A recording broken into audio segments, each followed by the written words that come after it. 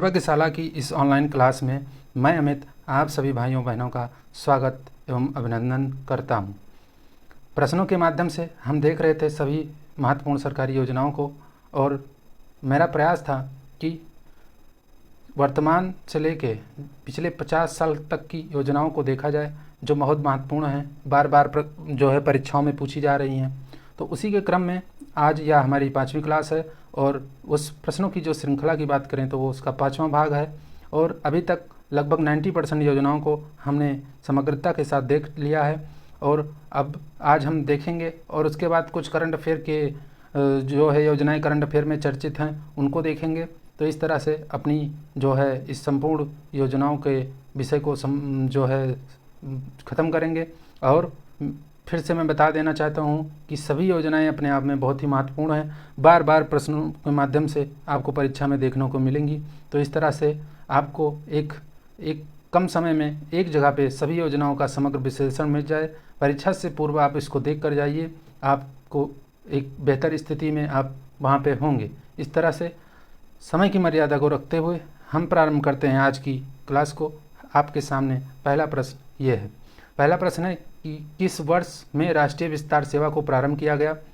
तो जैसा कि राष्ट्रीय विस्तार सेवा यानी नेशनल एक्सटेंशन सर्विसेज बोलते हैं इसको, और इसकी बात करें तो जब सामुदायिक विकास कार्यक्रम, जो कि आपको पता भी होगा, पहले से बता भी चुका हूँ, सामुदायिक विकास कार्यक्रम जब 1952 में आया तो वह भारत के 55 विकास खंडों में ही लागू किया गया था। सामुदायिक विकास कार्यक्रम 1952, तो इसको 55 विकास खंडों में लागू किया गया। लेकिन आपको यह भी पता होगा कि भारत की आज़ादी ज़्यादा दिन हुए नहीं थी, 4-5 वर्ष पूरा हुआ था। भारत एक आय की दृष्टि से देखें तो उस समय बहुत ही गरीब, आय के स्रोत बहुत कम थे और इस तरह से यह योजना जो थी सामुदायिक विकास कार्यक्रम वह पूरे देश में लागू नहीं की जा सकी क्योंकि फंड की बहुत कमी थी, निधि की बहुत कमी थी। उसके बाद क्या किया गया कि उसके बाद राष्ट्रीय विस्तार सेवा को लाया गया। तो यह अप्रैल 1953 में राष्ट्रीय विस्तार सेवा को तैयार किया गया। अप्रैल 1953 में इसको तैयार किया गया, लेकिन इसका जो उद्घाटन है वह गांधी जयंती के दिन सामुदायिक विकास कार्यक्रम भी आया था और इसी को भी 2 अक्टूबर 1953 को इसका उद्घाटन किया गया। और इसका जो उद्देश्य था स्वयं सहायता प्रयासों के आधार पर विकास कार्य को आगे बढ़ाना और कृषि, ग्रामीण संचार और सामाजिक शिक्षा पर जोर देने के साथ इसमें क्या किया गया कि जो ब्लॉक हैं, प्रत्येक ब्लॉक यानी विकासखंड, प्रत्येक ब्लॉक को 4.5 लाख रुपए की राशि 3 वर्ष के लिए मुहैया कराई गई कि वे अपने विकास खंड के अंतर्गत विकास को आगे बढ़ाएं।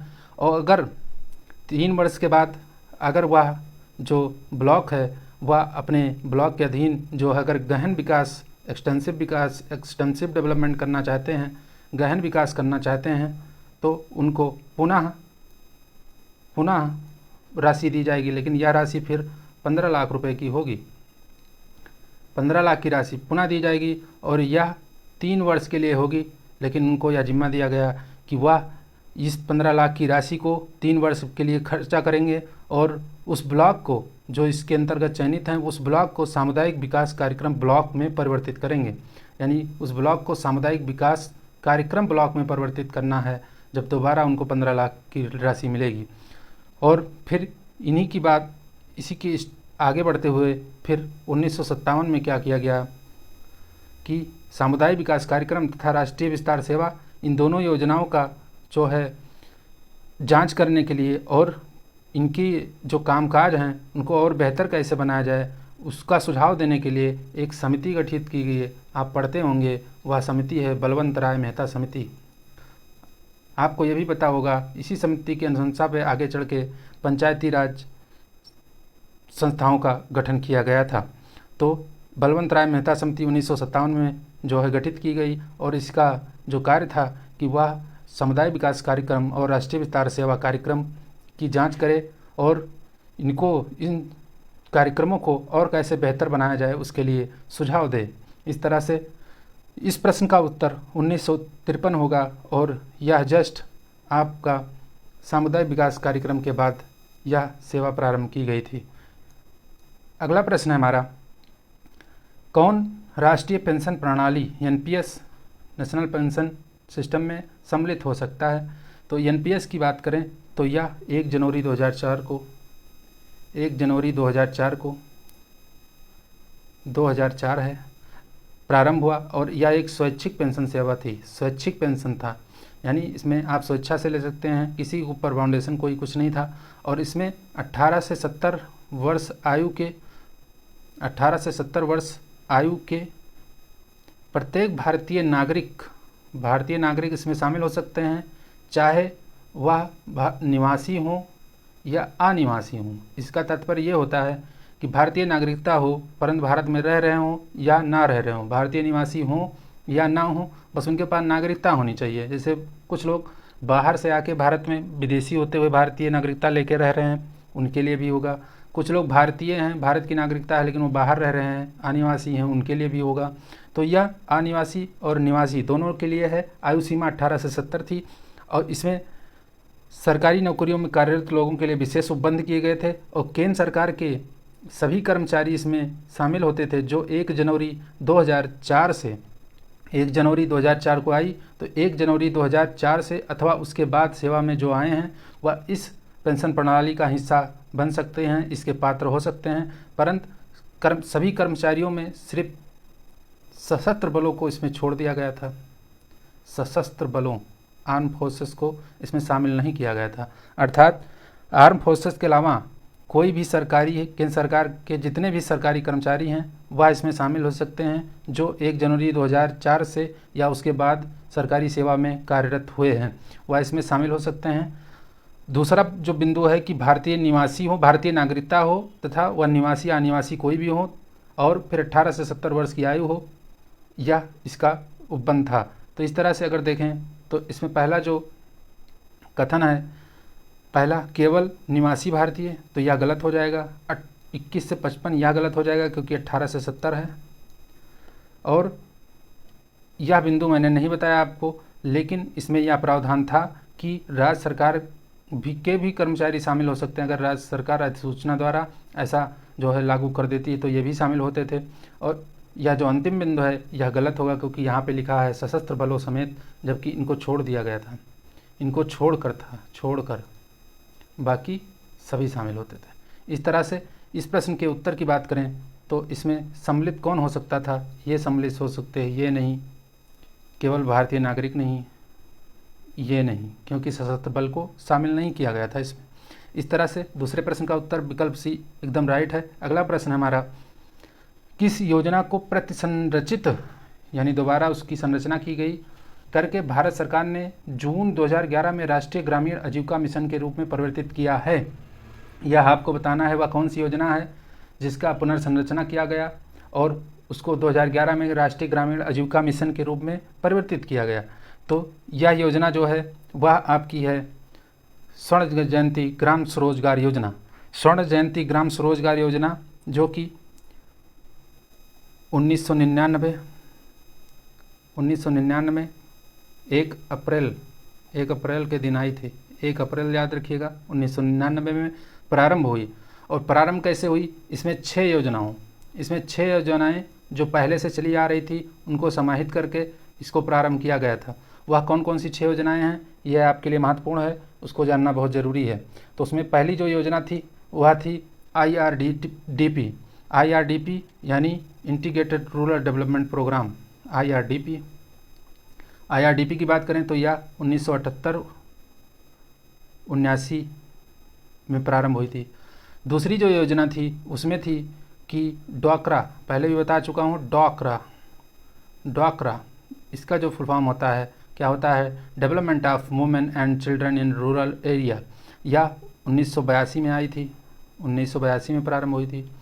जो तीसरी योजना है वह ट्राइसम है। ट्राइसम का फुल फॉर्म है यहाँ पे training of rural youth for self employment, यानी ग्रामीण युवाओं को ट्रेनिंग देना, प्रशिक्षण देना ताकि वो स्वरोजगार में शामिल हो सकें। तो ट्राइसम थी,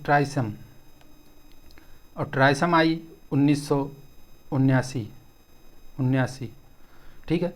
फिर 5वां जो था वह था आपका ग्रामीण कारीगरों को उन्नत टूल किट आपूर्ति प्रोग्राम था जिसे बोलते थे सिट्रा सिट्रा सिट्रा। फिर जो छठा था, अंतिम था, वह था गंगा कल्याण योजना, गंगा कल्याण योजना। और इन सभी को मिला के आपका स्वर्ण जयंती ग्राम स्वरोजगार योजना 1 अप्रैल 1999 को प्रारंभ हुई। और फिर क्या किया गया कि स्वर्ण जयंती स्वरोजगार योजना को जून 2011 में इसका पुनर्गठन किया गया। और पुनर्गठन करके इसको कैसे राष्ट्रीय ग्रामीण आजीविका मिशन के रूप में इसको लागू किया गया। लेकिन ध्यान रखिएगा, इसका पुनर्गठन 2011 है, लेकिन जो लागू होने की बात है राष्ट्रीय ग्रामीण आजीविका मिशन यानी NRLM बोलते हैं इसको शॉर्ट में, NRLM जून 2011 में आया, लेकिन जो लागू हुआ वह 1 अप्रैल 2013 से पूर्णतः लागू हुआ था, 1 अप्रैल 2013। ठीक है। उसके बाद क्या किया गया, वर्तमान इसका अगर स्वरूप देखें तो फिर क्या किया गया, NRLM का फिर से पुनः नामकरण किया गया और 29 मार्च 2016 को NRLM के आगे डे जोड़ दिया गया, यानी दीनदयाल अंत्योदय योजना, नेशनल रूरल लिवलीहुड मिशन। तो इस तरह से वर्तमान स्वरूप इसका राष्ट्रीय ग्रामीण आजीविका का मिशन डे NRLM के नाम से जाना जाता है, जो 29 मार्च 2016 को इसका पुनर्नामकरण किया गया था। इस तरह से तीसरे प्रश्न का उत्तर आपका विकल्प सी एकदम राइट है। बढ़ते हैं अपने अगले प्रश्न की तरफ। अगला प्रश्न है हमारा, किस योजना को, अच्छा ये क्वेश्चन रिपीट हो गया है, इसको हम यहाँ पे क्या करेंगे, काट देंगे। ये क्वेश्चन रिपीट होगा, पिछला क्वेश्चन है। बढ़ते हैं अगले क्वेश्चन की तरफ। पांचवा जो प्रश्न है हमारा कि विजन 2024 इंडिया दस्तावेज संबंधित है, यह आपको बताना है कृषि मतलब किससे संबंधित है। पहला है कृषि विकास से, आर्थिक विकास से, फिर औद्योगिक विकास से, फिर गरीबी उन्मूलन से।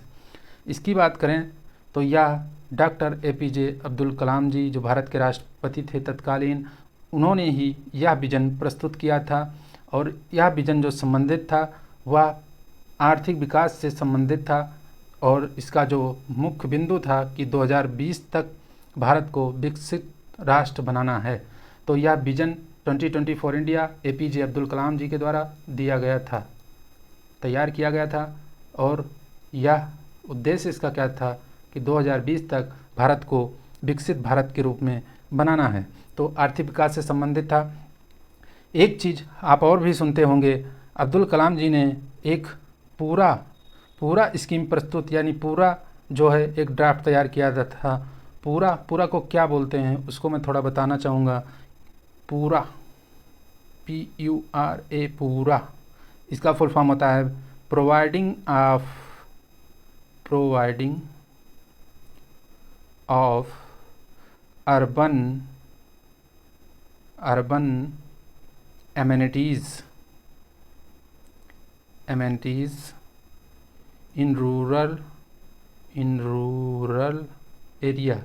इसका फुल फॉर्म होता है यानी ग्रामीण क्षेत्रों में शहरी सुविधाएं उपलब्ध कराना, यह पूरा का उद्देश्य था। यह भी अब्दुल कलाम जी के द्वारा तैयार किया गया था, 2003 में प्रस्तुत किया गया था।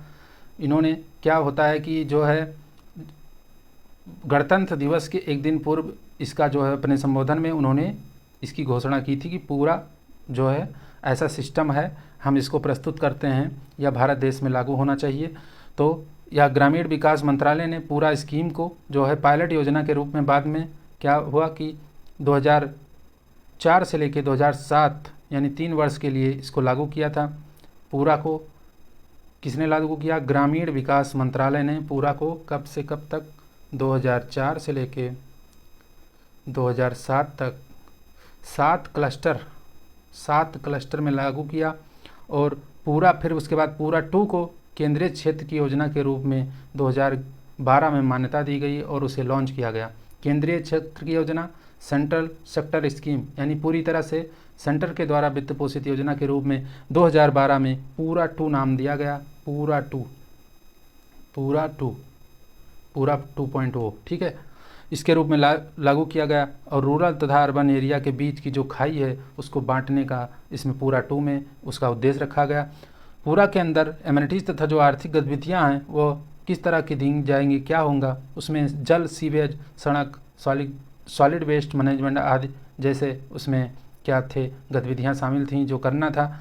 और फिर क्या हुआ कि 2014-15 में पूरा की जगह रर्बन मिशन आ गया, जो मैं आपको पिछली कक्षा में बता चुका हूँ। रर्बन मिशन यानी रूरल और अर्बन दोनों को मिला के रर्बन, यानी कि ग्रामीण संस्कृति और भौतिक स्वरूप को परिवर्तित किए बिना जो है वहाँ पे अर्बन जैसी सुविधा यानी आर्थिक गतिविधि और जो भौतिक संसाधन हैं उनको उपलब्ध कराया जाए। रर्बन का यही जो है उद्देश्य था।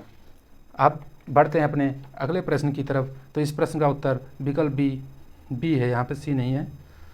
क्रम में थोड़ा सा गड़बड़ी है, यहाँ पे आपको सही कर लेना है। यहाँ पे क्या है, बी है, सी तो यहाँ पे है।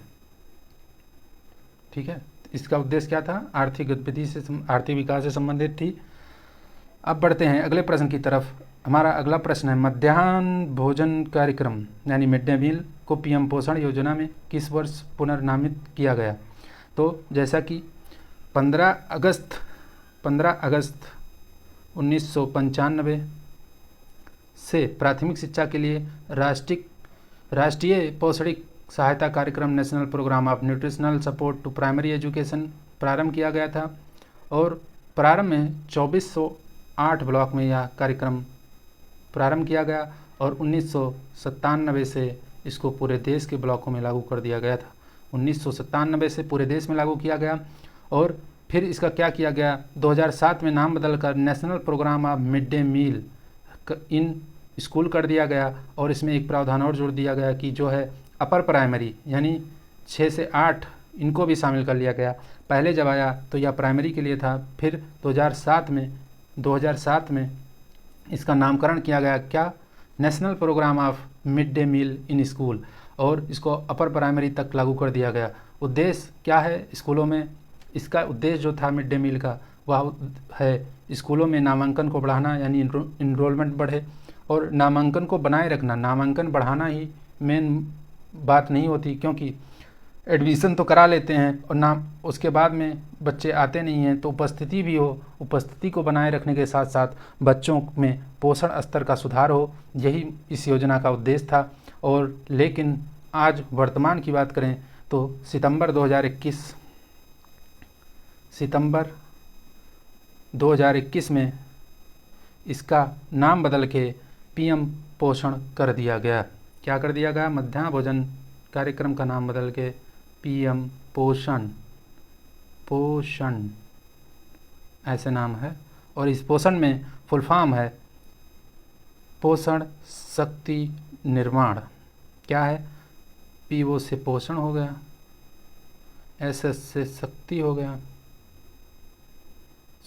गया और एन से हो गया निर्माण, यानी प्रधानमंत्री पोषण शक्ति निर्माण कर दिया गया। और इस योजना के अंतर्गत 2021-22 से 2025-26 तक सरकारी सहायता प्राप्त स्कूलों में गर्म पका हुआ भोजन उपलब्ध कराना इसका उद्देश्य है और इसमें प्रावधान किया गया है। यानी पीएम पोषण योजना में जितने भी सरकारी सहायता प्राप्त स्कूल हैं उसमें गर्म पका हुआ भोजन मिले और ऐसी व्यवस्था हो करके जो है बच्चों में पोषण स्तर का सुधार किया जाए, वही इसका उद्देश्य है। तो मध्याह्न भोजन योजना को पीएम पोषण योजना में किस वर्ष पुनर्नामित किया गया, सितंबर 2021 में किया गया। तो इस प्रश्न का उत्तर विकल्प डी एकदम राइट है। अब बढ़ते हैं अपने अगले प्रश्न की तरफ। अगला प्रश्न जो हमारा वह इंदिरा आवास योजना से संबंधित है। आपको बताना है इंदिरा आवास योजना की मुख्य विशेषता क्या है, मुख्य विशेषता बतानी है। तो जब तक आप इसकी संपूर्ण बातें आप नहीं जानेंगे इससे संबंधित, तब तक विशेषता नहीं बता सकते। तो इंदिरा आवास योजना की बात करें तो 1985-86 में प्रारंभ हुई, 1985-86 में प्रारंभ हुई। और कैसे प्रारंभ हुई, एक कार्यक्रम था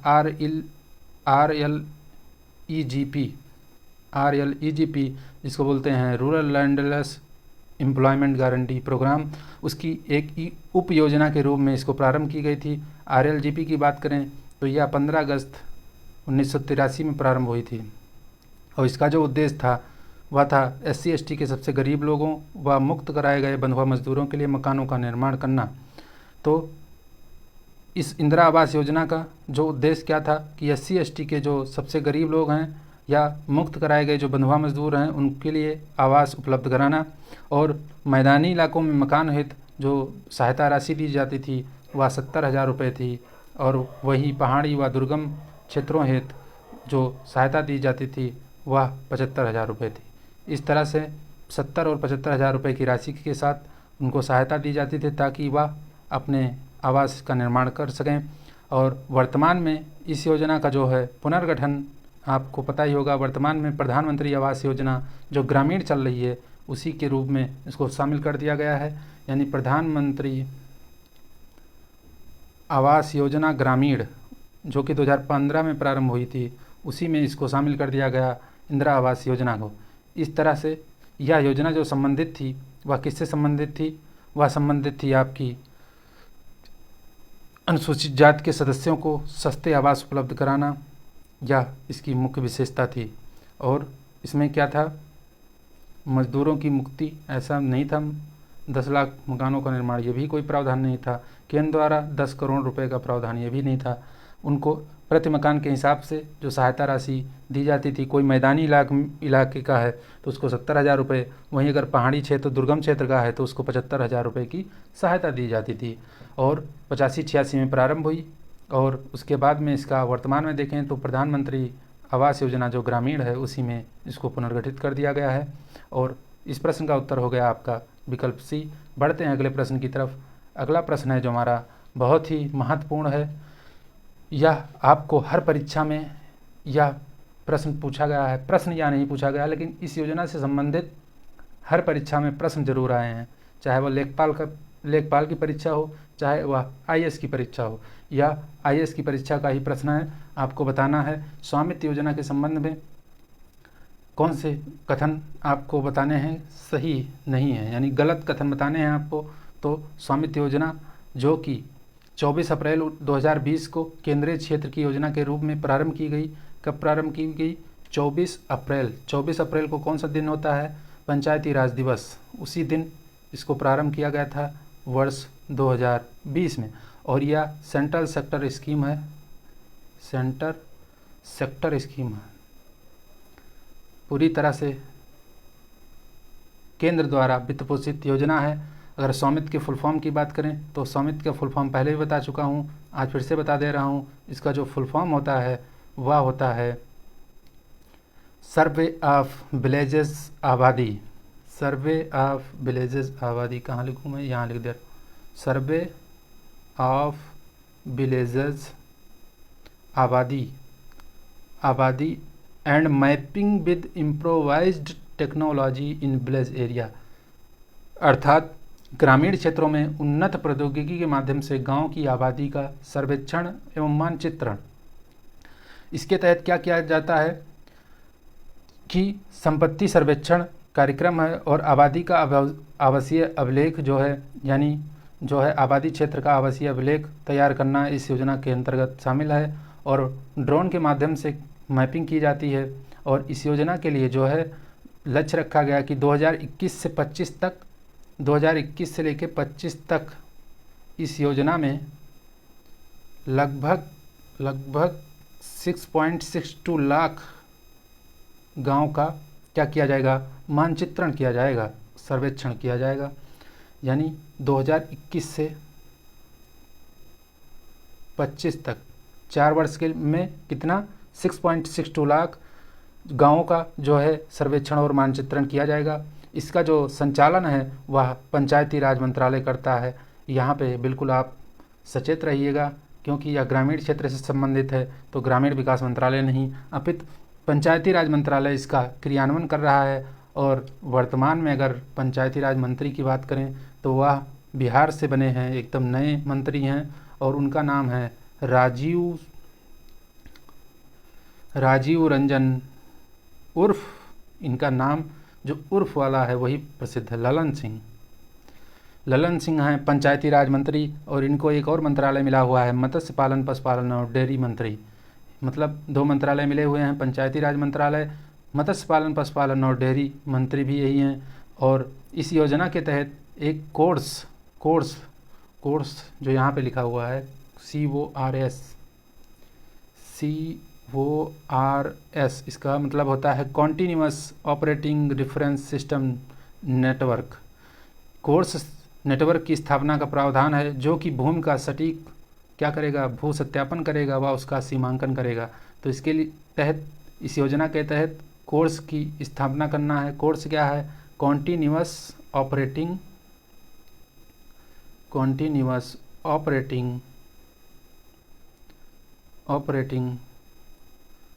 रेफरेंस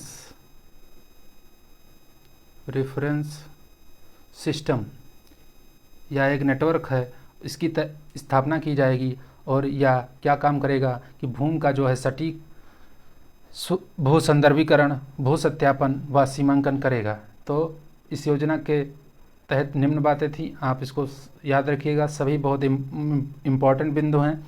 तो इसमें अगर सत्य कथन की बात करें तो सत्य नहीं, असत्य बताना है। तो पहला हो गया आपका, यह जो योजना CORS नेटवर्क की तरह जियो पोजिशनिंग इंफ्रास्ट्रक्चर को 5 सेंटीमीटर तक सटीकता प्रदान करने योग्य मानक बनाने का प्रयास कर रही है। यह खान मंत्रालय के दायरे में कार्यरत एक केंद्रीय क्षेत्रक योजना है। केंद्रीय क्षेत्रक तो है, लेकिन यह खान मंत्रालय नहीं है, फिर पंचायती राज मंत्रालय है, तो यह गलत हो जाएगा। दूसरे की बात करें तो इसमें जो है दूसरा आपका यह एकदम सही है, बता ही दिए हम। CORS का मतलब क्रॉप ओरिजिन रिसोर्स शेयरिंग, इसका मतलब कतई ये नहीं है, इसका मतलब है कॉन्टीन्यूअस ऑपरेटिंग रेफरेंस सिस्टम, तो यह गलत हो जाएगा। यह योजना ड्रोन तकनीक का उपयोग कर भूमि के छोटे छोटे खंडों का नक्शा तैयार करके ग्रामीण बस्तियों के क्षेत्रों में संपत्ति का स्पष्ट स्वामित्व स्थापित करने के लिए एक सुधारात्मक पहल प्रदान करती है। बिल्कुल यह सत्य बात है। तो असत्य की बात करें तो पहला असत्य है और तीसरा असत्य है। इस प्रश्न का उत्तर विकल्प बी एकदम सही हो जाएगा। और अगर सत्य की बात करें तो दूसरा विकल्प, दूसरा कथन और चौथा कथन एकदम इस योजना से संबंधित एकदम सही हैं। बढ़ते हैं अपने अगले प्रश्न की तरफ। अगला प्रश्न आपको बताना है कि निम्न में से गलत मिलान को चुनना है। तो इसमें बताना है, पहला जो है हृदय योजना है। हृदय की फुल फॉर्म है heritage city development and augmentation. बिल्कुल इसका फुल फॉर्म यही होता है, heritage city development and augmentation. यह योजना जो है 21 जनवरी 2015 को आई थी, 2015 को आई। इसका जो उद्देश्य था, प्रत्येक विरासत शहर को क्या करना था, उसका विरासत चरित्र जो है कैरेक्टर बना रहे, उसकी विरासत जो है बनी रहे और उसको संरक्षित किया जाए और समावेशी तरीके से वहाँ पे उसका शहरी नियोजन किया जाए। तो इस तरह से यह बिल्कुल सत्य मैच है। इसका full form heritage city development and augmentation योजना, यानी राष्ट्रीय विरासत शहर विकास और संवर्धन योजना, इसको हिंदी में बोलेंगे। दूसरा है सेहत की भी फुल फॉर्म है social Endeavour for health and telemedicine. इसकी फुल फॉर्म भी बिल्कुल सही है। अगर इसकी बात करें तो यह PMJ योजना के तहत, PMJ प्रधानमंत्री जन आरोग्य योजना के तहत ही इसको जम्मू कश्मीर राज्य के लिए शुरू किया गया था। कब? 2020 में। और इसका उद्देश्य भी वही था जो PMJ का है, 5 लाख तक का प्रति परिवार स्वास्थ्य बीमा उपलब्ध कराना। और एक बात यहाँ पे आप लोग ध्यान रखिएगा कि एक योजना सेहत, नाम उसका भी सेहत है, लेकिन उसकी फुल फॉर्म और उसकी लिखावट दोनों अलग है। वह सेहत इस तरह से लिखा जाता है और यह एक पहल है, यह एक योजना है। तो सेहत पहल का जो अर्थ है वह है सर्विसेस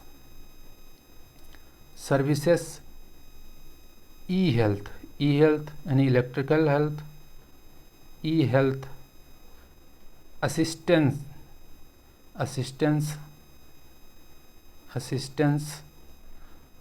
एंड टेली कंसल्टेशन।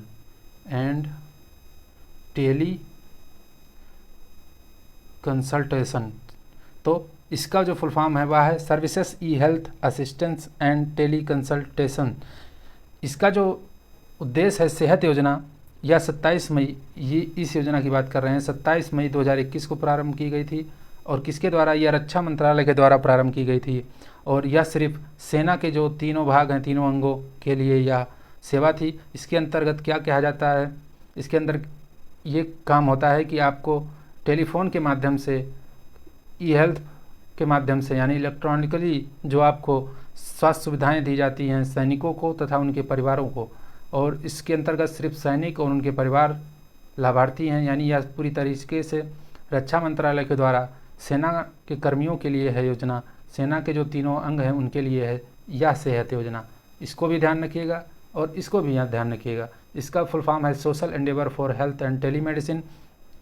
इस योजना को जम्मू कश्मीर राज्य में किसके PMJ के योजना के तहत ही उसी के अनुरूप लागू किया गया। स्वास्थ्य बीमा उपलब्ध कराना उद्देश्य था।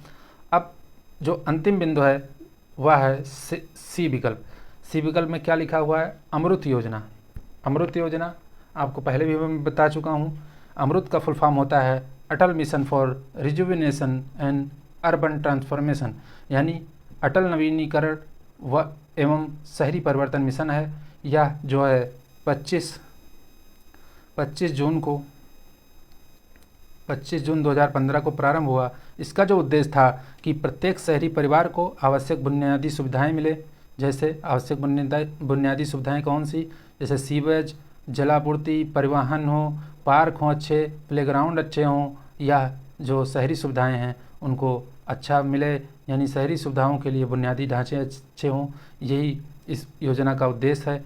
इसके तहत मैंने बताया था कि आपको पूर्व की क्लास में कि 500 ऐसे शहरों या कस्बों को इसमें शामिल किया गया था जिनकी आबादी लगभग 1 लाख से ऊपर हो। 1 लाख से ऊपर जिनकी आबादी है, ऐसे 500 शहर या कस्बे शामिल किए गए। और अगर इनकी बात करें तो ऐसे 500 शहरों या कस्बों में जो भारत देश की शहरी आबादी है उसका 60% निवास करती है। और यह योजना आवास एवं शहरी मामलों का मंत्रालय जो है उसके द्वारा संचालित है। और 1 अक्टूबर 2021 को अमृत 2 लॉन्च किया गया था। अमृत 2 में क्या उद्देश्य था कि शहरी क्षेत्रों में आपको स्वच्छ पानी, क्लीन वाटर और जो है आपको क्या कार्यात्मक जल नल कनेक्शन दिया जाए, जो कि SDG 6 से संबंधित है। यानी SDG 6 मैंने बताया था संयुक्त राष्ट्र के जो 17 सस्टेनेबल गोल हैं उनमें से जो 6ठे नंबर का है क्लीन वाटर एंड सैनिटेशन, उसी के अनुरूप अमृत 2 योजना है। यानी अमृत 2 का जो अमृत का दूसरा चरण है वह SDG 6 के प्रावधानों को विशेष महत्व देती है। तो इस तरह से इसमें अगर मिलान की बात करें तो ये भी सुमेलित है, ये भी सुमेलित है, ये भी सुमेलित, तीनों विकल्प एकदम सुमेलित हैं। तो इस तरह से इस प्रश्न का उत्तर होगा आपका उपरोक्त में से कोई नहीं, बिल्कुल सत्य है। अब बढ़ते हैं अपने अगले प्रश्न की तरफ।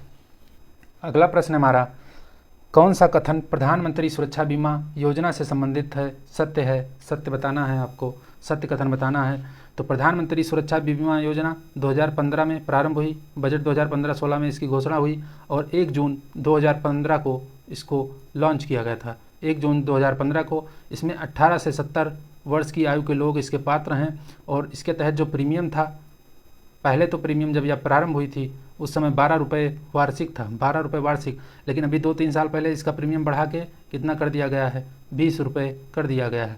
और जो कि यह जो प्रीमियम है यह 1 वर्ष के लिए मान्य होता है। यानी यह जो योजना है प्रत्येक वर्ष पर इसका नवीनीकरण किया जाता है। और यह एक दुर्घटना बीमा पॉलिसी है जो कि आपके प्रीमियम भरने के बाद उस समय में अगर आपका कोई दुर्घटना हो जाती है, अगर आपकी मृत्यु हो गई या पूर्ण विकलांगता आ गई तो आपको 2 लाख रुपए की राशि दी जाती है। अगर आंशिक विकलांगता है तो आपको 1 लाख रुपए की राशि मिलती है। इस तरह से प्रधानमंत्री सुरक्षा बीमा योजना के अंतर्गत यह एक निजी दुर्घटना प्रतिपूर्ति योजना है। सत्य बात है।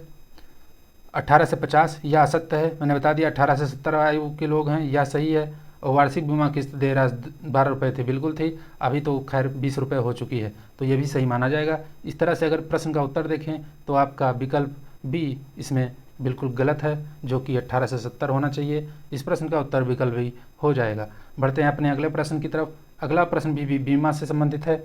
आम आदमी बीमा योजना के बारे में आपको बताना है, उससे संबंधित कथन में क्या सही है क्या सही नहीं है उसका चयन करना है। लेकिन यहाँ सही पूछा गया है तो सही आपको बताना है। इस योजना के अंतर्गत बीमाकृत व्यक्ति भूमिहीन ग्रामीण कुटुंब के परिवार का मुखिया अथवा कमाऊ सदस्य होना चाहिए।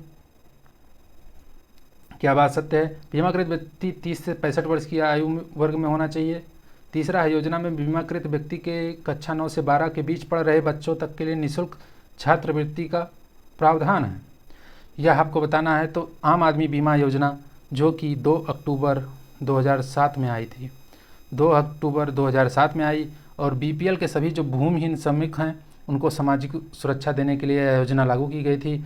भूमिहीन परिवार का अगर कोई मुखिया है या परिवार का रोजगार करने वाला व्यक्ति एक सदस्य जिसकी आयु 18 से 62 हो, 18 से 62 आयु है, पूर्व में 1870 मैंने पढ़ा, यहाँ पे क्या है 1859 है, 18 से 62 के मध्य का है वो लाभार्थी बन सकता है। कौन बन सकता है? भूमिहीन परिवार का या मुखिया हो या परिवार का कोई रोजगार करने वाला एक सदस्य। तो इसके अंतर्गत जो प्रीमियम है वो 200 रुपये प्रतिवर्ष है, और प्रीमियम 200 रुपये प्रतिवर्ष है। लेकिन एक बात ध्यान रखिएगा कि इसमें जो प्रीमियम है, प्रीमियम को आधा आधा केंद्र राज्य वहन करता है, यानी इसमें प्रीमियम लाभार्थी को नहीं देना है बल्कि किसको देना है? केंद्र व राज्य दोनों मिलके देंगे। केंद्र और राज्य और दोनों का बराबर अनुपात है 50-50 का, यानी अगर 200 का प्रीमियम देना है तो 100 रुपये दोनों लोग मिलके देंगे, यानी वहन कौन करेगा? सरकार करेगी। और इसमें एक बहुत विशेष बात है कि बीमाकृत व्यक्ति अगर है और उसके बच्चे अगर 9 से 12 के मध्य किसी कक्षा में पढ़ रहे हैं तो 2 बच्चों को 300 रुपये प्रति तिमाही, यानी 100 रुपये प्रतिमाह प्रत्येक बच्चा को दिया जाएगा। यानी अगर 2 बच्चे हैं 900 के 12 के बीच में, 9 से कक्षा 12 के बीच में 2 बच्चे हैं तो दोनों को 100 रुपये, 100 रुपये दोनों को प्रतिमाह छात्रवृत्ति मिलेगा इसमें। हालांकि इसमें 300 रुपये प्रति तिमाही देने का मतलब हर महीने नहीं मिलना था, तिमाही मिलना था, लेकिन अगर ऐसे तोड़ के देखें तो 100 रुपये प्रति माह के हिसाब से बनता है। तो इस प्रश्न में अगर देखें, इस योजना के अंदर ये बात सत्य है, बीमाकृत व्यक्ति 18 से 62 होना चाहिए, ना कि 30 से 65। गलत है और यह बिल्कुल सही है। तो इस तरह इस प्रश्न का उत्तर आपका हो जाएगा 1-3 एकदम सही है। बढ़ते हैं अगले प्रश्न की तरफ। अगला प्रश्न है हमारा प्रधानमंत्री श्रम योगी मानधन योजना। हालांकि मानधन योजना है लेकिन यह भी किससे संबंधित है? यह भी बीमा से संबंधित है, और इसमें बीमा नहीं, इसमें जो है पेंशन से संबंधित। आप समझ लीजिए प्रीमियम भरना होता है और इसमें आपको पेंशन मिलती है। तो प्रधानमंत्री श्रम योगी मानधन योजना जो कि बजट 2019-20 में असंगठित क्षेत्र यानी अनऑर्गेनाइज्ड क्षेत्र,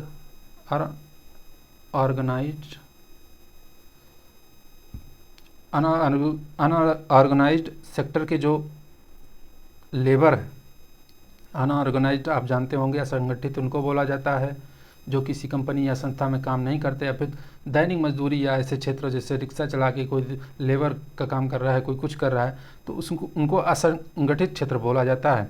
तो ये असंगठित क्षेत्र के श्रमिकों के लिए था, और वह असंगठित जो क्षेत्र के श्रमिक हैं उनकी जो आय होनी चाहिए वो 15,000 रुपये से कम होनी चाहिए। 15,000 रुपये हो या उससे कम हो, वो इसका लाभार्थी बन सकता है। प्रवेश आयु जो थी वो 18 से 40 थी, यानी 1840 के मध्य वह इसमें प्रवेश कर सकता है इस योजना में। और इसमें जो है आपका 60 वर्ष के बाद जो है आपको निर्धारित राशि जमा करनी होगी, और इसमें जो प्रीमियम होता था वह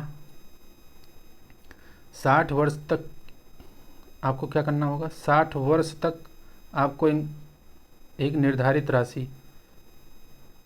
राशि जमा करनी होगी। कोई फिक्स्ड प्रीमियम नहीं था, आपको एक निर्धारित अमाउंट अगर आप जमा कर रहे हैं तो जितना भी, मान लीजिए आप 40 रुपये जमा कर रहे हैं प्रति वर्ष, 40 रुपये, तो जितना आप जमा कर रहे हैं उतना ही आपको सरकार भी देगी, यानी 40-40 80 रुपये। 40 आप जमा करेंगे, 40 सरकार, जितना आप जमा करेंगे उतना ही सरकार वहन करेगी। या कब तक करना है? आपको 60 वर्ष तक करना है, और 60 वर्ष के बाद आपको क्या होगा? पेंशन प्राप्त होगा। और पेंशन जो कि रकम रखी गई थी वो 3,000 रुपये प्रतिमाह, 3,000 रुपये प्रतिमाह। तो इस तरीके से इस प्रश्न का उत्तर क्या हो जाएगा? 12 का C, 3,000 रुपये प्रतिमाह, बिल्कुल सत्य है। बहुत इंपॉर्टेंट योजना है श्रम योगी मानधन योजना, इसको ध्यान रखिएगा। असंगठित क्षेत्र के लिए है, 18 से 40 आयु के वर्ग के लोग इसमें शामिल हो सकते हैं। 60 वर्ष तक उनको एक निर्धारित अमाउंट जमा करना है, जितना वो जमा करेंगे उतनी ही सरकार जमा करेगी और जब 60 वर्ष पूर्ण हो जाएगा तो उनको 3,000 रुपये प्रति माह जो है पेंशन मिलेगा। इस तरह से पेंशन योजना है। अगली जो योजना है अटल पेंशन योजना के बारे में आपको बताना है। अटल पेंशन योजना की जो कि 9 मई 2015 को आई। 2015 को कोलकाता से पीएम मोदी जी ने इसको लॉन्च किया था। कहाँ से? कोलकाता से। ध्यान रखिएगा, ये भी पॉइंट इम्पोर्टेंट है।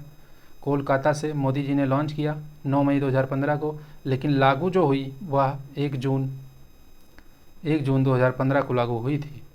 और इसने क्या, पूर्व की जो स्वावलंबन योजना चल रही थी उसके स्थान पर इसको लाया गया था। इसमें भी 18 से 40 वर्ष की आयु के वही लोग जो पिछले प्रश्न में थे, असंगठित क्षेत्र के कामगार इसमें शामिल होते थे। 18 से 40 असंगठित क्षेत्र के कामगार इसमें शामिल होते थे और 1,000 से 5,000 तक इसमें जो है मासिक पेंशन की व्यवस्था रखी गई थी। जैसा आपका प्रीमियम होगा वैसे आपको जो है मासिक पेंशन दी जाएगी। इस योजना में और पूर्व की योजना में 2 ही अंतर है कि उसमें जो था कि उसमें आपका जो प्रीमियम भरेंगे आप, उसमें सरकार जितना आप भरेंगे उतना सरकार भरेगी। इसमें ऐसा कुछ नहीं था। उसमें पेंशन की जो अधिकतम सीमा थी वो 3,000 रुपये प्रति माह थी। इसमें 1,000 से 5,000 तक है आपके प्रीमियम के अनुसार। इसमें सिर्फ आपको भरना है। और इसमें जो और तीसरा जो मुख्य बात है उससे यह योजना कैसे अलग है वह है कि लाभार्थी की अगर मृत्यु हो जाती तो उसके जीवन साथी को पेंशन दिया जाएगा। मान लीजिए किसी व्यक्ति ने बीमा करवाया हुआ है, इस यानी प्रीमियम इसमें भर रहा है, उसकी मृत्यु हो गई और 60 वर्ष पूर्ण होने से पहले ही, तो उसके क्या होगा, वो उसकी पत्नी को वह पेंशन मिलेगा और वह पेंशन उसको आजीवन जब तक जिंदा रहेगी तब तक उसको मिलेगा। और इसका संचालन PFRDA करता है, pension fund and regulatory development authority. Pension fund regulatory and development authority इसका संचालन करता है। इस तरह से अटल पेंशन योजना में जो है या आपको जितने फैक्ट थे वो मैंने बता दिए हैं। अब इसका जो उत्तर की बात करेंगे वह उत्तर हो जाएगा आपका कौन सा सही उत्तर है, तो इसमें देख लेते हैं। यह एक न्यूनतम गारंटीड पेंशन योजना है जो मुख्य रूप से असंगठित क्षेत्र के मजदूरों को लक्ष्य बनाती है। बिल्कुल सही है। परिवार का केवल एक ही व्यक्ति इस योजना में शामिल हो सकता है, ऐसा कुछ नहीं है।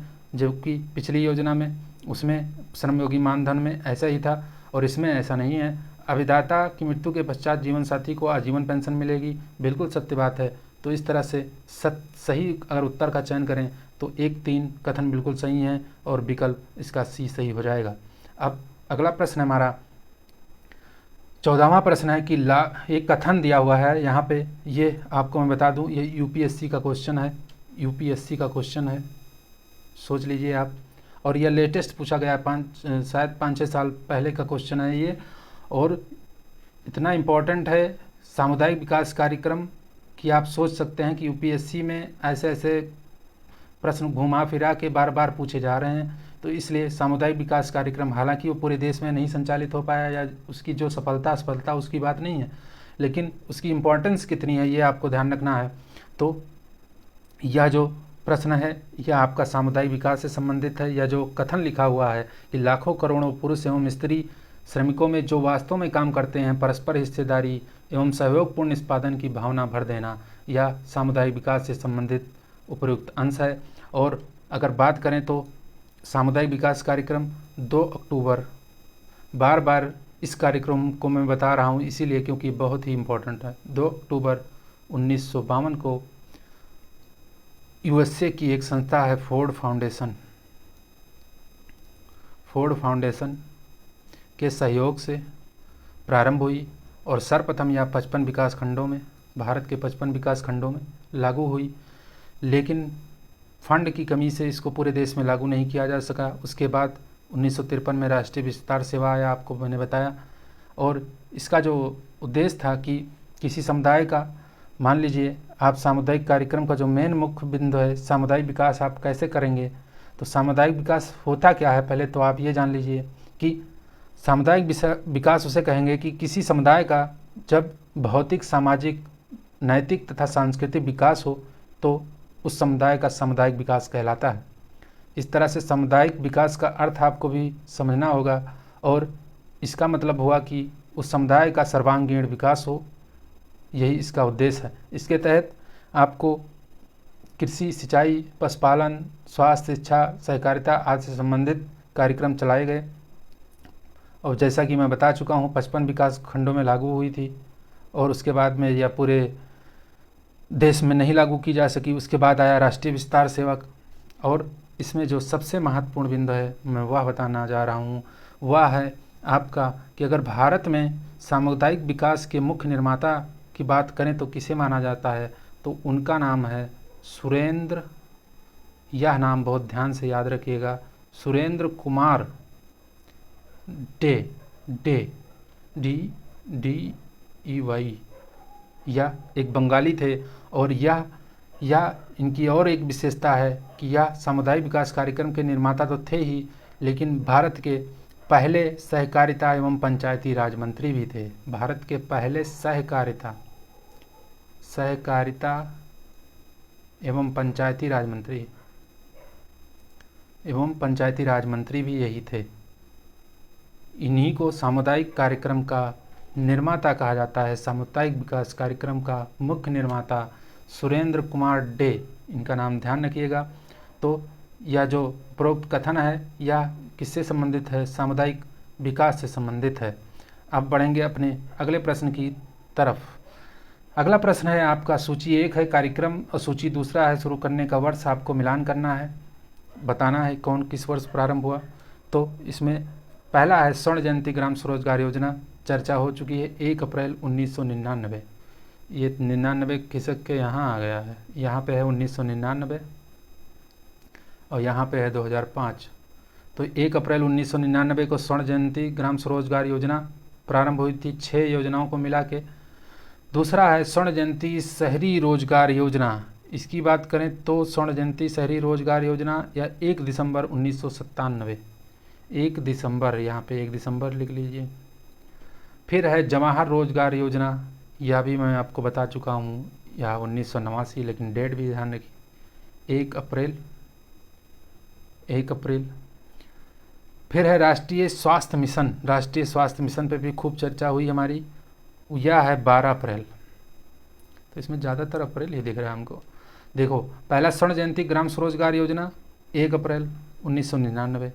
दूसरा है स्वर्ण जयंती शहरी रोजगार योजना 1 दिसंबर 1997। तीसरा है जवाहर रोजगार योजना 1 अप्रैल 1989। और अंतिम है राष्ट्रीय ग्रामीण स्वास्थ्य मिशन, तो यह है 2005 12 अप्रैल।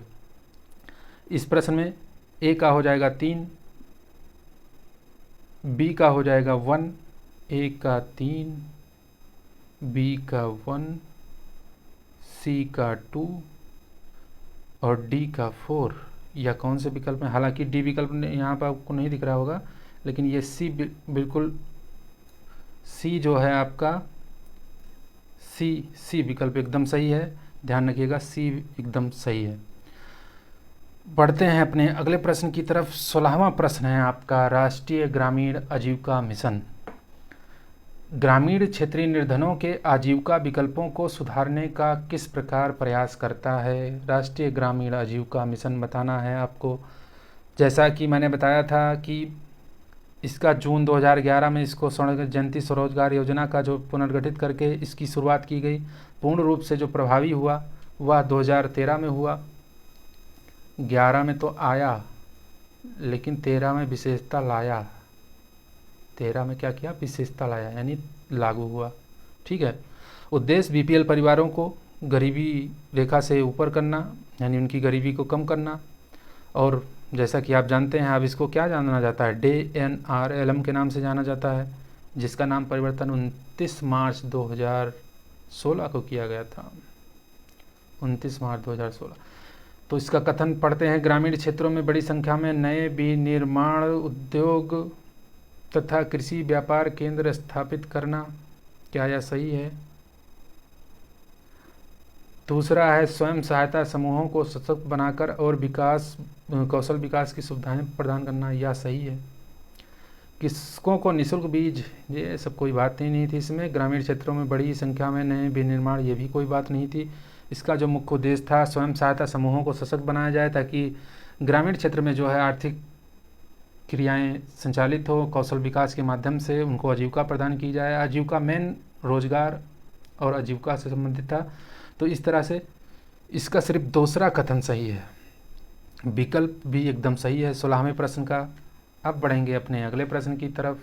अगला प्रश्न है हमारा स्वर्ण जयंती ग्राम स्वरोजगार योजना से संबंधित आपको बताना है।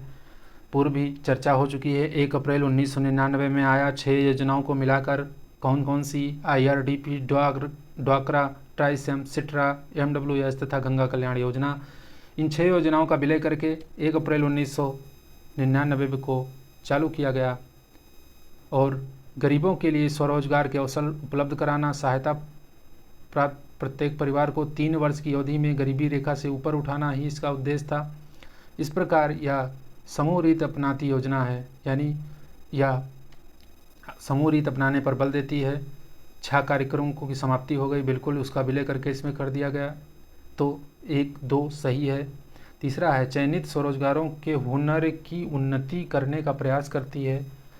यह भी बात सही है। ग्रामीण युवकों को गरीबी रेखा से ऊपर खींचने पर स्वकेंद्रित है, यह भी बात सही है। इस तरीके से इसके सभी कथन सही हैं। विकल्प डी इसका एकदम सही उत्तर होगा, जिसको मैं बता चुका हूँ, उस पर ज़्यादा समय नहीं लेंगे। अब अगला क्वेश्चन है समन्वित ग्रामीण विकास योजना IRDP integrated rural development programme का मुख्य लक्ष्य है। मुख्य लक्ष्य बताना है IRDP का। IRDP जो कि 1978-79 में प्रारंभ, लेकिन 2 अक्टूबर 1980 को देश के सभी ब्लॉकों में लागू की गई। सर्वप्रथम कुछ ही क्षेत्रों में 1978-79 में लागू हुई, लेकिन 2 अक्टूबर 1980 को संपूर्ण देश के सभी ब्लॉकों में लागू किया गया। इसका लक्ष्य भी वही, ग्रामीण निर्धन परिवारों को स्वरोजगार देके क्या करना? स्वरोजगार हेतु ऋण उपलब्ध कराना तथा उन्हें रोजगार प्रदान करना, ताकि वो भी क्या गरीबी रेखा से ऊपर उठ सकें। 1999 में जैसा कि इसका विलय स्वर्ण जयंती ग्राम स्वरोजगार योजना में कर दिया गया था। तो इस प्रश्न का ग्रामीण युवकों को ट्रेनिंग देना, क्या यह सही है? नहीं। ग्रामीण युवकों को ट्रेनिंग से संबंधित ट्राइसम मैं बता चुका हूँ, ट्राइसम योजना थी। भूमिहीन श्रमिकों के लिए रोजगार जुटाना, यह भी नहीं है। मरुस्थलीकरण पर नियंत्रण, ये तो बिल्कुल कोई ग्रामीण क्षेत्रों में गरीबी रेखा से नीचे रहने वाले परिवारों को रोजगार दिलाना ही इसका एकदम सही आंसर है। और स्वरोजगार हेतु क्या किया जाता था? इस योजना के तहत ऋण उपलब्ध कराया जाता था, ऋण दिया जाता था जिससे वो स्वरोजगार करें और रोजगार उनको ताकि मिले अच्छा। ग्रामीण क्षेत्रों में देखते हैं आप, अल्प रोजगार प्राप्त होता है लोगों को, अधिकतर कुछ ही समय के लिए रोजगार मिला फिर खाली बैठे हैं। तो उनको जब स्वरोजगार मिलेगा, उनको एक धन मुहैया करा के कोई ऐसी रोजगार मिल जाए जो नियमित रूप से चले, तो उनकी आय में वृद्धि होगी और वह गरीबी रेखा से ऊपर उठ सकेंगे। इस तरह इस प्रश्न का उत्तर आपका जो होगा वह डी विकल्प एकदम सही है। अगला प्रश्न है हमारा जवाहर रोजगार योजना के विषय में क्या सही है बताना है आपको। तो जवाहर रोजगार योजना जो कि आपकी आई अप्रैल 1989 में 1989 में प्रारंभ हुई, राजीव गांधी सरकार द्वारा। राजीव गांधी जी उस समय PM थे। राष्ट्रीय ग्रामीण योजना, इसमें क्या किया गया था कि 2 योजनाओं को मिला के इसका जो है इसको शुरुआत हुई। कौन कौन सी? राष्ट्रीय ग्रामीण रोजगार कार्यक्रम, पहले 2 योजनाएं चल रही थी, राष्ट्रीय ग्रामीण रोजगार कार्यक्रम और दूसरा था आपका ग्रामीण भूमिहीन रोजगार गारंटी कार्यक्रम। ग्रामीण भूमिहीन रोजगार गारंटी कार्यक्रम, इन दोनों को मिला के अप्रैल 1989 में प्रारंभ की गई। उस समय प्रधानमंत्री कौन थे? राजीव गांधी जी थे। 84 में तो इंदिरा गांधी जी स्वर्ग सिधार गई थी, अतः उनका निधन हो गया था, हत्या हो गई थी। इस तरीके से इसमें पहला कथन बिल्कुल गलत है। दूसरा, इसका लक्ष्य प्रतिवर्ष 10 लाख लोगों के लिए रोजगार सृजन करना, यह भी इसका ऐसा कोई बात नहीं थी। जवाहर रोजगार योजना का लक्ष्य समूह गरीबी रेखा के नीचे रहने वाले नगर निवासी हैं, नगर की बात नहीं, ग्रामीण क्षेत्र से है। इस योजना के अधीन जनित रोजगार का 30% स्त्रियों के लिए आरक्षित था। यह बिल्कुल सत्य बात है। इसमें केंद्र और राज्य का जो व्यय का हिस्सा था वह 80 और 20 था, 80-20 था, और इसको लागू करने की जिम्मेदारी पंचायतों को दी गई थी, ग्राम पंचायतों को। और इसमें बिल्कुल 30% महिलाओं के लिए जितने रोज़गार हैं उसमें 30% महिलाओं के रोज़गार आरक्षित किए गए। और इसका जो उद्देश्य था कि ग्रामीण बेरोजगारों एवं अल्प रोजगार में लगे लोगों के लिए अतिरिक्त लाभप्रद रोजगार मिले, अवसर उसके लिए सृजित किया जाए। इस योजना को अप्रैल 1999 में जवाहर ग्राम समृद्धि योजना के रूप में पुनर्गठित किया गया। इस तरह से इस प्रश्न का उत्तर विकल्प डी एकदम सही है। ये प्रधानमंत्री उस समय इंदिरा गांधी जी नहीं थी, कौन था? राजीव गांधी जी थे। और इसका लक्ष्य प्रति वर्ष 10 लाख, ये भी गलत था। और नगर निवासी नहीं बल्कि ग्रामीण क्षेत्र से संबंधित थी। इस तरीके से 19 प्रश्न का विकल्प डी एकदम सही है। अब बढ़ते हैं अपने अंतिम प्रश्न की तरफ। अंतिम प्रश्न आपके सामने है। आपको बताना है निम्नलिखित योजनाओं पर विचार कीजिए और उनका कालानुक्रम क्या है वो बताइए। उस हिसाब से आपको उनका सीक्वेंस सेट करना है। इस प्रकार के क्वेश्चन बहुत टिपिकल होते हैं, चाहे वह आपके योजना में हो या किसी विषय में हो, हिस्ट्री में हो। जब कालक्रम के अनुसार सेट करना होता है तो आपको हर योजना के जो प्रारंभ किए गए वर्ष हैं उनको आपको याद रखने पड़ते हैं। यहाँ तो सबसे मुश्किल यही हो जाएगा कि इसका फुल फॉर्म कैसे याद हो। फुल फॉर्म ही पहले पता करें, फिर उसके बाद में देखेंगे कि इसका जो है प्रारंभ किया गया वर्ष क्या होगा। तो इसमें दो कठिन बिंदु हैं, एक तो फुल फॉर्म, दूसरा ईयर। दोनों याद करना बहुत मुश्किल है, लेकिन करत करत अभ्यास से जड़मत होत सुजान। तो आपको अभ्यास निरंतर करते रहना है। तो अब देखेंगे ES, पहला विकल्प है ES, ट्राइसम यहाँ पे है भाई। ये थोड़ा विकल्प इधर उधर हो गए हैं। ट्राइसम अपने आप कैसे हो गए? ट्राइसम यहाँ पे है। RLEGP यहाँ पे है। यहाँ पे काट देते हैं, इसको काट देते हैं। ES पहला है, ES तो इसका होता है फुल फॉर्म एम्प्लॉयमेंट एश्योरेंस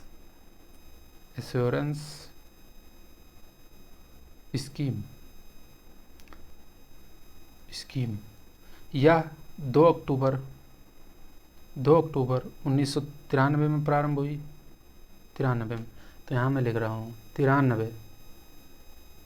दूसरा है ट्राइसम, विस्तृत बता चुके हैं। इसका फुल फॉर्म होता है training of rural youth for self employment. यह 1989 में आई थी, 1979। जवाहर रोजगार योजना अभी चर्चा हुई, 1989। और RLEGP यानी rural landless employment guarantee programme, यानी ग्रामीण भूमिहीन रोजगार गारंटी कार्यक्रम, यह प्रारंभ हुई 1983। तो इसमें देखें तो सबसे पहले आएगा क्या? 2 आएगा, 79 है। फिर क्या आएगा? 83 आएगा, यानी 4 आएगा। फिर क्या आएगा? फिर आएगा 89, यानी 3 आएगा। फिर क्या आएगा? 93, तो चौथा। वो चौथा नहीं, एक है भाई, एक। तो इस तरह 2 4 3 1, 2 4 3 1, 2 4 3 1 कौन से विकल्प में है? यहाँ पे है, डी विकल्प में। डी विकल्प इस प्रश्न का बिल्कुल एकदम राइट आंसर है। तो आज की कक्षा यही समाप्त होती है। मैंने 20 प्रश्नों के माध्यम से, आप स्वतः मूल्यांकन करिएगा कि 20 प्रश्नों के माध्यम से कितने प्रश्न यहाँ पे, कितने पॉइंट बताए जा रहे हैं, कितनी योजनाओं की चर्चा हो रही है। कम समय में आपको अधिक से अधिक जानकारी मिले, यही मेरा उद्देश्य है। रिवीजन के तौर पे अगर आप इसको देखेंगे तो बहुत लाभदायक होगा। आप सारी योजनाओं को पढ़े ही होंगे, अगर नहीं पढ़े हैं तो एक बार पढ़ के रिवीजन की दृष्टि से अगर देखेंगे तो आपको यह बहुत ही लंबी अवधि के लिए एकदम कंठस्थ हो जाएगा। फिर आप किसी भी योजनाओं को सरलता से हल कर पाएंगे। तो मुझे आशा है कि आप लोगों को क्लास अच्छी लगी होगी। अगर अच्छी लगी हो तो अपने दोस्तों सहपाठियों के संग साझा ज़रूर करें, चैनल को सब्सक्राइब करें और इस तरह लाभ देते रहें, ताकि अगर आप लोगों का सहयोग रहेगा, प्रोत्साहन मिलता रहेगा, तो निरंतर हम इसी प्रकार का एक टॉपिक को उठाएंगे, एक विषय को, और उसको संपूर्ण गहनता के साथ उसको समाप्त करने का प्रयत्न करेंगे। तो मिलते हैं अगली क्लास में। तब तक के लिए सभी भाइयों बहनों को राधे राधे, जय श्री कृष्णा।